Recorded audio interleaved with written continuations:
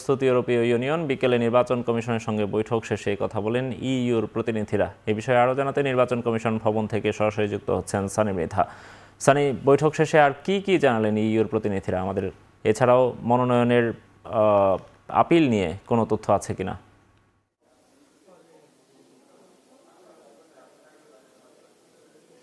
নোমান, ঠিক 4টা বাজে কিন্তু ইউরোপীয় ইউনিয়নের 4 সদস্যের একটি প্রতিনিধি দল প্রধান নির্বাচন কমিশনের সাথে সাক্ষাতের জন্য প্রায় 1 ঘন্টা ভিতরে থেকে তাদের সাথে বৈঠক করেন। সেখানে প্রধান নির্বাচন কমিশনার উপস্থিত ছিলেন এবং 1 ঘন্টা পরে বের হয়ে আমাদের সাথে যিনি কথা বলেন তিনি ছিলেন ইউরোপীয় ইউনিয়নের প্রধান পর্যবেক্ষক।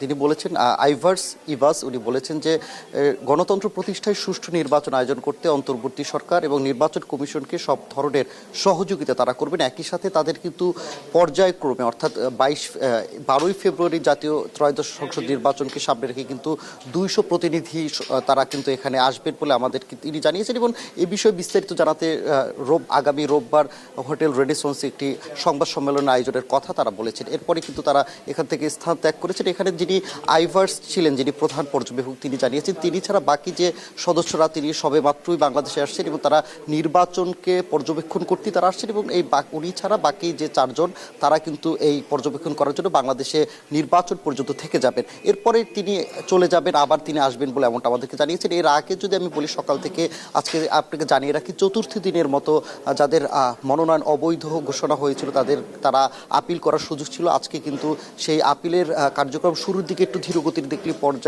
পর্যায়ক্রমে কিন্তু সেটা জোরে সোরে হয়েছে। অর্থাৎ আমি সবশেষ যে আমার কাছে তথ্য রয়েছে 421 জন প্রার্থী তারা কিন্তু তাদের আপিল দায়ের করেছেন। এবং আপনাকে জানিয়ে রাখি যে আগামীকাল অর্থাৎ 8 জানুয়ারি 9 জানুয়ারি কিন্তু এই যে আপিল দায়েরের সবশেষ দিন।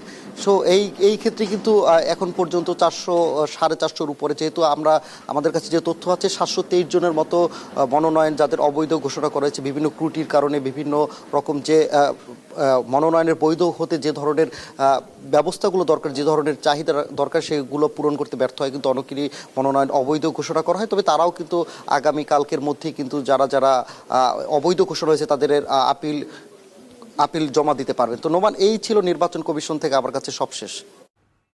ইসি সচিবালয় থেকে যুক্ত ছিলেন সহকর্মী সানি মৃধা।